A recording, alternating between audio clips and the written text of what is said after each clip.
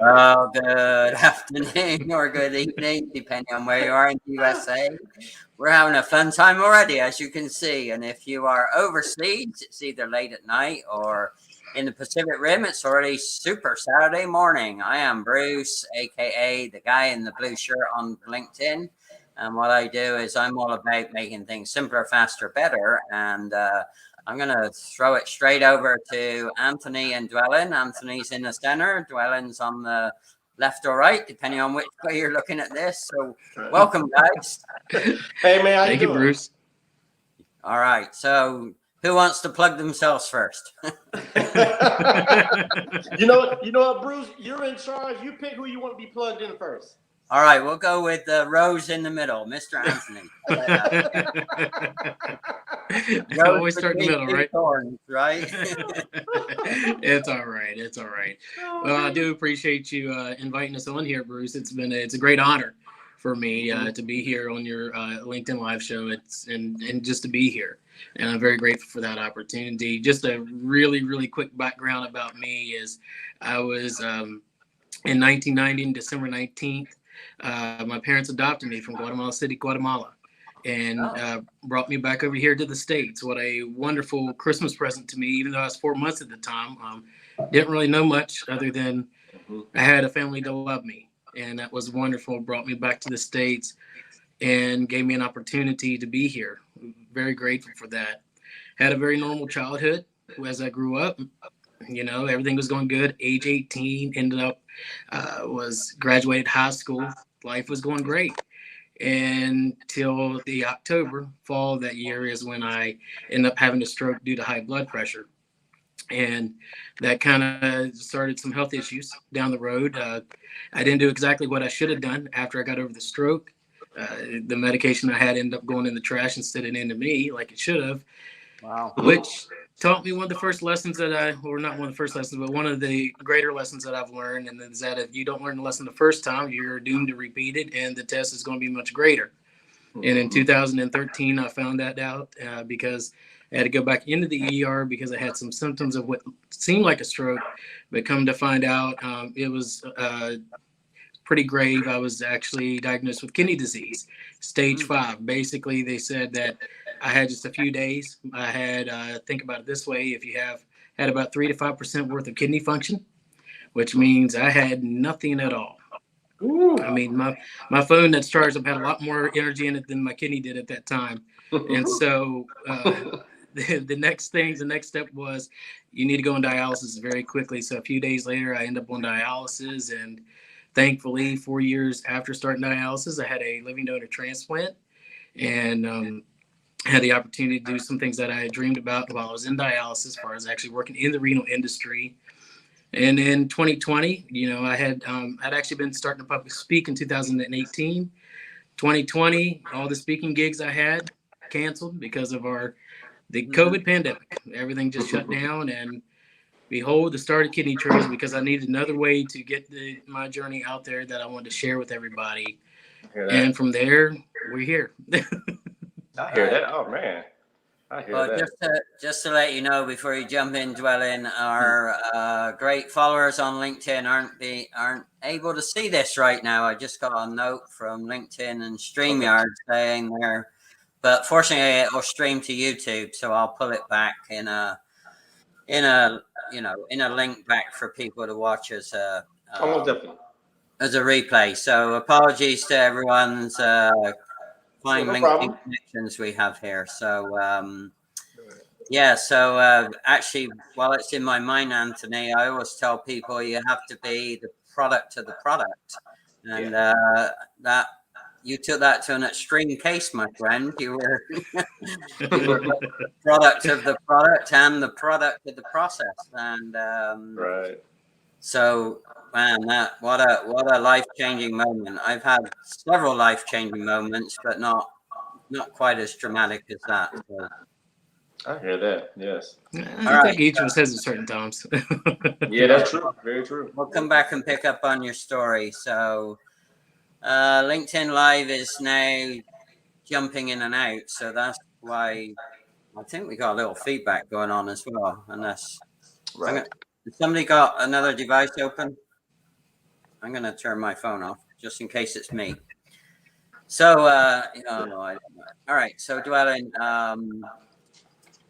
make an intro, and Kenneth Dunner's here. I think those of us that are on LinkedIn enough know that Kenneth in Houston, Texas, is a big fan of ours. So, Oh, really?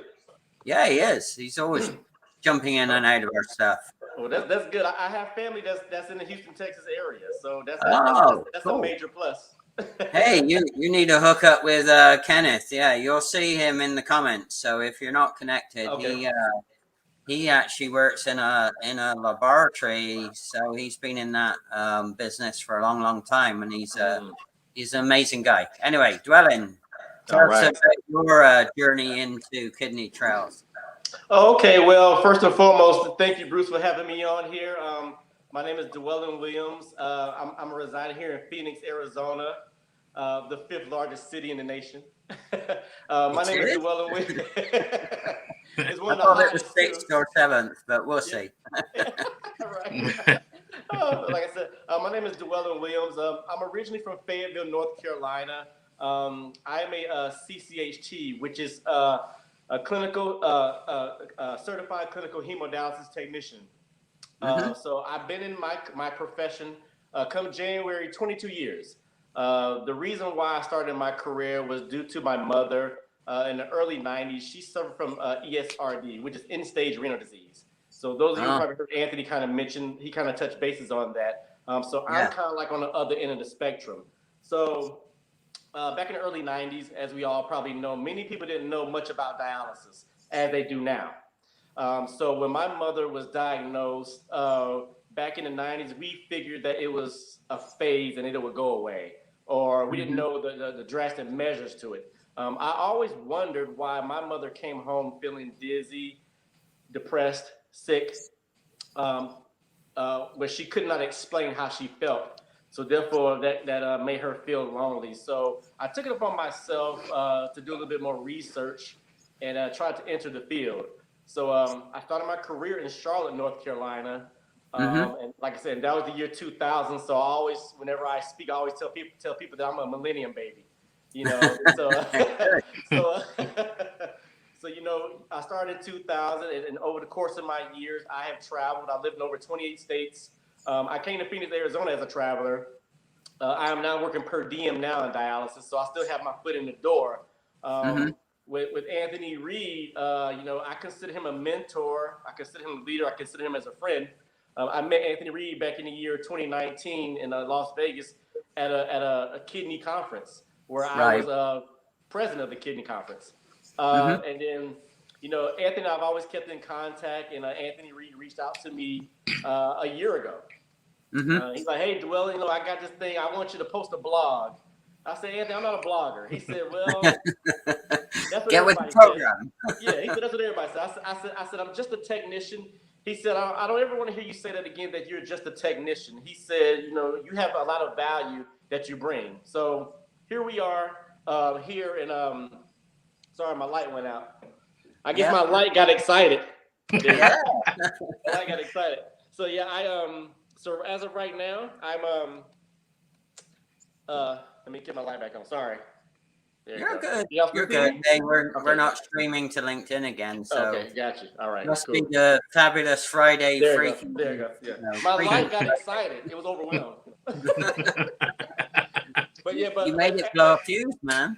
yeah, I blew a fuse. Yeah, you blew a fuse. That's right. Yeah, so after Anthony and I connected, and like I said, you know, he reached out to me via LinkedIn. There you go. Via LinkedIn. He mentioned to me about, you know, he's developed a website. He brought a website, and he would like me to be, you know, to post a blog. So it came from it started out from me being a inexperienced blogger to me being a full-time blogger to me becoming a full-time author instead of a guest author. Anthony Reed has promoted me to communications director, and now I'm, you know, I've been granted with this opportunity to be his COO. Since then, within a year, I published my first book ever, and just to let you know that in less than a year, I did that, and when the conversation started from me telling Anthony Reed, I'm not a writer, and here I am, and I published a book. and I owe that all to the kidney trails of Anthony Reed as well. So that's a little bit about my story, a little in and out. That's amazing. Isn't it amazing how we zigzag through our careers, and Yes. You never know who you're going to meet, who's going to have such an impactful exactly part of your life. And again, for those of you expecting a live show, LinkedIn is not playing with StreamYard this afternoon. So jumping in and out, which is very confusing on my end because I keep seeing different screens, and I'm not a multitasker. For those people that know me, I'm a very focused one track line. You know, I'm pretty smart, but not multitasking. I'm not smart at all. I guess it blew a fuse. Yeah, that's right. Well, maybe whatever's happening with LinkedIn and StreamYard, it's gone all the way down to your light, my friend. Yeah. I love it, man. Love it. So what do you think? And I love the way that you talk about, you spread the word one story or one word at a time. Mm-hmm. What do you think is the most misunderstood thing about the state of the nation in terms of kidney disease? And then the second question, I'll let you answer them one at a time, would be around what's the most misunderstood thing that most people in the American public, they don't really understand. So, Anthony, you want me to go first, or you want to take a crack at it? With that, a lot of people don't understand the process of what dialysis is. They don't understand the process of what kidney disease is, and I think the numbers are that there's many people around. If you're a room of 10 people, 8 out of those 10 people more than likely have some sort of kidney disease, and most of them probably don't know it. And so being that's hang on. That's funny, and it's not funny. There's 3 of us in this room, so I had it. I got the one part. Okay. Well. I mean, I'm a prime example of that because, even though I had a stroke and even though I did the things I shouldn't have done, even when I went in the ER, I didn't know I had it. I really didn't know I had kidney disease. And so you think of that. I was 22 years old at the time. I was very young to be able to do that. And in fact, in the clinic that I ran, I was the youngest patient there, the youngest one that was actually doing dialysis. And I think one of the misconceptions that a lot of people, they don't, first of all, understand it. And more than likely, most people don't know they have it. Right. That's right. So it can manifest itself in very mild conditions. Is that what you're saying?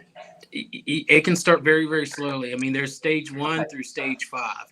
And, I'm not a medical professional as far as, a medical doctor or nurse, but knowing the different stages, stage 1, you really don't see much. And as the stage progresses, you'll start seeing it more and more. At stage 4, you start to really see the symptoms. And then stage 5, you're where I was in the ER, wonder what was going on. Yeah, exactly. Well, I'm glad you made it through. I'm glad that stage 5 went back to. So is there like a median or a norm now? Are you around stage 1 or 2 at the time? To me, I say it's a new stage. It's a new stage, a new stage of the. I'm transplanted now, so it's a new stage for me. I wouldn't put that in any category really. Just a new stage. Because if I put myself in a numbered category, it's not going to take long before my mind starts trying to go back to number stage 5, and I don't want to go back there. That's right. We don't want you going back there. No, man, I need you. Hey, we all need each other, right? So, we do. Very true. Very true. Very true. So I didn't realize that the statistical numbers were that big. So that's a staggering revelation. So I think for probably like most people in the US, we have no idea the intensity of the disease and how widespread it is. And so that's obviously one big misunderstanding. What's the other kind of thing that you might take the opportunity to clear up, Dwelyn? So, pretty much everything that Anthony said, and for me, like I said before, I'm on the other end of the spectrum, being as a healthcare professional and one who is working front line with patients as far as initiating treatment. So what I can say is, as far as the experience that I've had when it coming from my mother and just my interaction with patients, is lack of awareness. Right. With patients, I've came across patients who say, Dwelyn, I was in denial. I was scared. I was scared. I didn't want to be a burden to my family. And the one thing that I have learned, from my experience, that all patients just want one thing: they want relief. They don't want to be a burden on someone. They don't want this, as I would say, this pity party. It's not that. They want relief. So with me, that's how I'm able to try to serve with my purpose with passion. And Anthony and I talk. We talk every day. We talk like we live in like we're roommates. And and like I said, I use in comparison from what he's experienced, from what my mother has experienced. We look at the time frame from early 90s up until now. So to answer that question, I would say that the lack of awareness, and as of right now, we have so much to give now. We have social media now. We have the internet. We have cell phones. We're doing this live right now. This is what helps. And for people just to feel comfortable to reach out to someone to say, hey, I have this issue, and just being honest with themselves. Anybody can go to the doctor and say that they have a pain. The doctor doesn't know. That's why they ask questions. So if you have to be honest with yourself, and that goes for you and all three of us. It goes for everybody and everybody listening. Don't ignore the signs. My patients would tell me, out of all the states I live in, they will all say this: take care of yourself and don't ignore how you feel. Be honest. And if you can't find someone that you can confide in, search for them. So my role as a dialysis technician, and I'm pretty sure other technicians can agree, we kind of want to, we want to advocate for those patients, but let alone give them the confidence and the strength and kind of speak up for the ones that are not able to speak up for themselves. So, that's my kind of take on that, and just raise more awareness. And that's what we do at the Kidney Trails. As we say, we explore unknown territory, and that's what we try to do.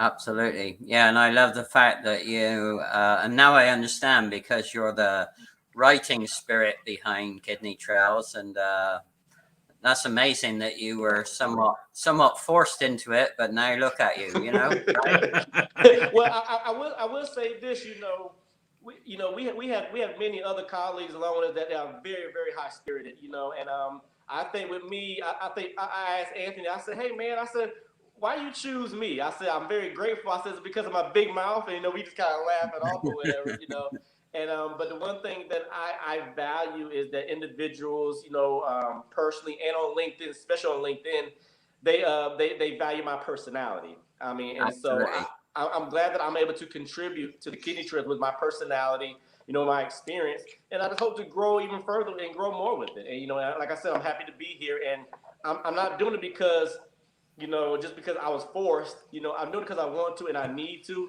and I wouldn't be nowhere else. All right. Well, good.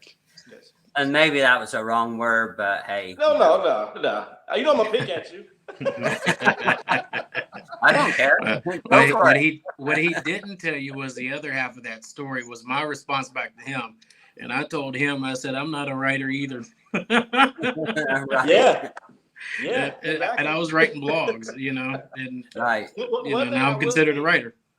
One thing I will say with that is, and I'm sorry, when he said that to me, I was like, there's no way that you're not a writer. I was like, you do a phenomenal job. And then, him and I both can agree that all three of us and everybody listening, we all are writers because we all have a story to tell.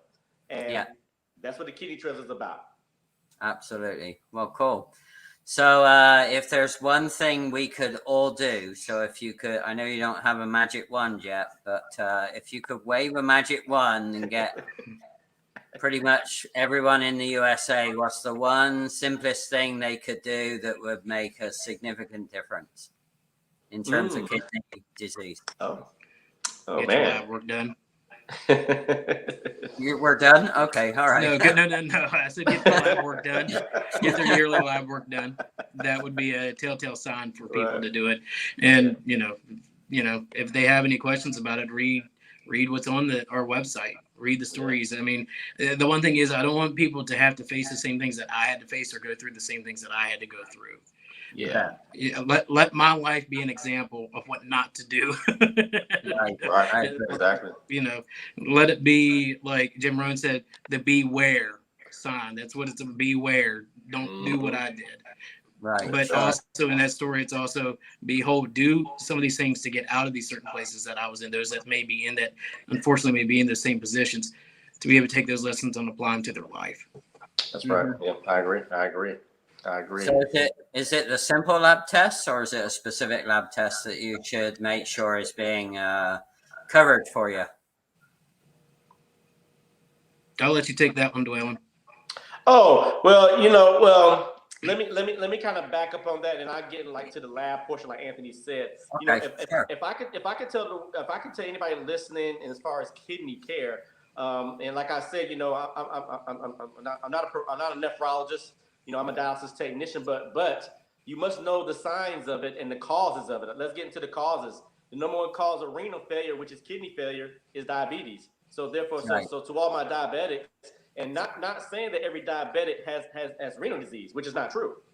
But I would say this, as far as diabetics go, to kind of, monitor their blood sugar and as far as their diet as much as possible. Right. The second cause of renal failure is hypertension, which is high blood pressure. So I would come across a lot of people who would say, my blood pressure is fine. And I would say, well, when was the last time you checked your blood pressure? They said, oh, last year. Your blood pressure changes in a matter of seconds. So if I would tell anybody, and this is universal, monitor your blood pressure, as much as you can. And if you're a diabetic, try to maintain your diabetes, control your blood sugar. And getting back to the lab portion, like Anthony mentioned, because Anthony has a story that says, the lab saved my life. And he'll probably get into that, and, you go to our site and read that. And that's why he hits hard on that. But as far as the lab goes, from my experience, these are patients that are already have already been diagnosed. So in my profession, in my realm of things, as far as lab values go, we're aiming for patients trying to get better and monitoring how they're eating, monitoring different type of their care all around, and possible chance for them receiving a transplant. So I guess as far as lab goes, as far as you try to maintain a little bit of obedience, a little bit of structure in your life, and that's hard for all of us. And to follow that, I would just say when you have your yearly doctor appointment, just ask them to run a basic lab, the lab test on you and just ask them to check, for the functions of the kidney. Yes, that's right. And just and then go over it and then ask them the questions about that. But that's just a little follow up on that. Okay. No, exactly. So on the blood pressure testing, there's do-it-yourself machines out there now. Yes. Are they good enough, or how does that all work? Well, I would say this. You can't afford not to buy a blood pressure cuff. And what I mean by that is, like you made the comments, is it good enough? The way I look at it is if you don't know, you'll never know. The answer will always be no, unless you ask or unless you inquire. As far as blood pressure cuffs go, there's so many out there. And you cannot go wrong with purchasing a blood pressure cuff or having easy access to it, I would say. Because therefore it's the more you know. And with me, I have a glucometer, and I'm not diabetic, but me personally, I check my blood sugar because why not? That's the way I look at it. To me, it's each his own. I'm not here giving out medical advice, but if you're free to go out and buy anything, take the freedom of buying you something that'll contribute to your health. That's what I would do. And me, I try to preach that to my family, my kids, my grandkids, and then try to spread the word in the family and friends that I have. And and that's one of the reasons why we're on here now. So that's the advice that I would give. And then when we talk about kidney care, we want to talk about all the symptoms and what causes it, and how it's in relation to, high blood pressure. So Right. and Well, you got Google. Well, I was born in a different culture to either Right. of you, and Yes. my one word that I found missing in the USA vocabulary is prevention. Yes. Yes. I was Right. Yes. I was born to an underprivileged family in the UK, but we were taught from a very, my grandmother, my mom, they all used to say, an ounce of prevention is worth, a pound of cure or more, Yes. That's right. So, That's right. so yeah, and it's something that when I moved and settled in the USA, I noticed straight away that we have a fix it mentality and not a prevent it mentality. So Yes. Yes. that's a huge Yes. cultural difference that exists, big Right. time for sure. That's So. right. Exactly. All right. Well, I better get. I don't know how to spell what you said about the glucometer, but maybe you can add it to the comments after, particularly Right. Most because we definitely. don't have any live interaction on LinkedIn. We'll get it back from YouTube. So I'll. Most definitely. Most definitely. Most definitely. Man. All right. So passing thoughts in terms. Well, what have you got coming up? Any big events you got coming up in the next quarter or so? Oh. Hey, Anthony, let me say something first about what I got planned, and you hit Bruce with the double whammy. Let's do that. All right. Go for it. Go for it. So, on my behalf, with me, since I published the first graphic novel, my goal is to, carry on my story, which is I don't know about this on the Kidney Trails website, and okay. That's only one story on the Kidney Trails website. There are several. So, right.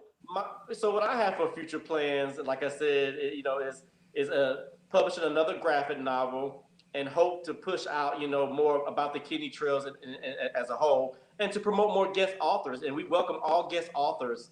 Anybody can be a guest author on it. Bruce, you can be a guest author for us. Why not? All right. Maybe I'll talk about prevention and right. So that's all I have to share. But those are my little cookie crumbs. Now Anthony, he has the double whammy here. So I want to say the best for last. So yes, all right. Anthony, take it away, my man. Where do I even start? I'll say this. The first thing that we do have coming up in April, we're actually having a virtual summit, the Kidney Trails Virtual Summit.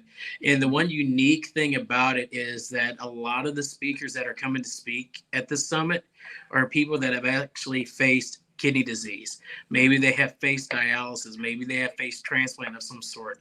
We also have some other speakers coming in with other different experiences, not just kidney disease.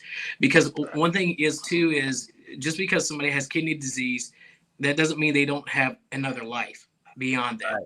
And that's not touched on a lot. So we're going to help other individuals start conquering those places. I mean, if I go back into my story, I was able to maintain a job while on dialysis. I was able to get married while I was on dialysis, date and get married, purchase a home while on dialysis. I changed jobs while I was on dialysis. And, so I don't, with the ones that we have speaking, they've all had certain experiences as well. And that's kind of where it goes, where we say, making your story valuable one word at a time.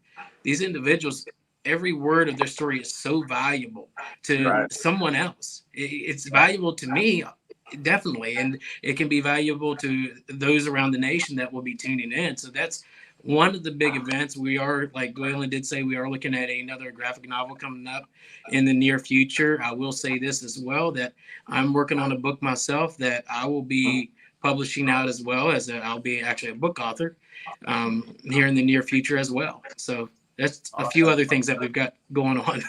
Right. So in terms of first step virtually, do you prefer people to go to your page here on LinkedIn or your website, or about what's the best first step? Well, we have the pages on LinkedIn, which is great, but we also have audiences outside of LinkedIn. Imagine that. There's something else other than LinkedIn, which I never really knew until just recently. Yeah, there's just 760 million people on the platform. That's all. Yeah, exactly. I was a LinkedIn user. That's all I've been. That's it. That's all, man. Yeah. But we also have our website at kidneytrails.com. You can actually go up to the top tab and it'll say KT Virtual Summit. And there you're going to start seeing, we've just got the announcement of the date, which is the 27th and 28th of April, 2022. Awesome. But in the next couple of weeks or so, we're going to start dropping pages about the speakers, kind of about the program, what's going on, how to sign up to get on there. There's going to be a couple different ways for you to sign up, even opportunities to sponsor and things of that nature as well. The summit that's coming up. All right. Well, great. Cool. All right. So, Dwelyn, I'm going to talk to you about our local opportunity in January. So I'll do that off. I don't, just in case you don't want to play. So I'm all in, man. I'm all in.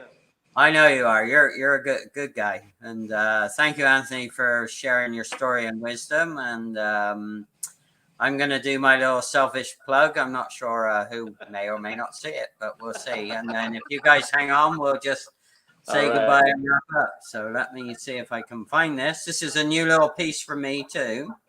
Hey, that's okay. So, what if your processes do not work well? Did you know you can save or eliminate massive amounts of wasted steps, time, money, or other resources? Bruce can show or teach you how. Take the next step. Visit his website at processcleanup.com and book a casual yet confidential call with Bruce. It just might change your world forever.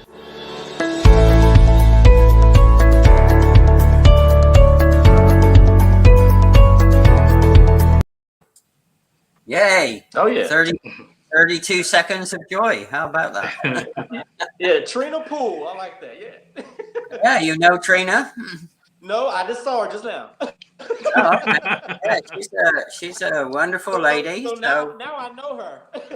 Yeah. So all right. So a couple of to-dos for you then, Dwelyn and Anthony. I would recommend you connect with Kenneth Dunner, who said, "Hey, what no live?" He doesn't realize technical difficulties. And thank Deborah Gibbons for trying to hop on. She just said hi. Can't wait. But and then I'll get the recording back on the LinkedIn feed as soon as I can. So yeah, no problem. Sounds good.